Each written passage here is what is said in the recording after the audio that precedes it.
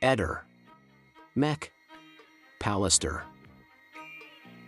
Grave incidente sulla strada tra Cimpello e Sequals in provincia di Pordenone. Sul posto sono intervenuti i vigili del fuoco e le forze dell'ordine. Nello scontro avvenuto tra un camion e ancora una volta un'ambulanza sono morte 3 persone. L'ambulanza, coinvolta nell'incidente, è della Croce Rossa Italiana, Comitato CRI di Maniago. Siamo sconvolti, ha detto il presidente della Croce Rossa Italiana, Rosario Valastro. Purtroppo la collega volontaria che la conduceva non ce l'ha fatta, come anche la paziente. Siamo tutti vicini al Comitato CRI di Maniago e a tutti i volontari friulani. Siamo in contatto con la presidente della CRI Friuli Venezia Giulia, Milena Cisilino, anch'ella sconvolta dalle prime notizie. Ci stringiamo ai familiari e ai colleghi di tutte le vittime, conclude. Sul posto dell'incidente si è recato anche il vicepresidente del Comitato CRI di Pordenone, Ludovico Mellina.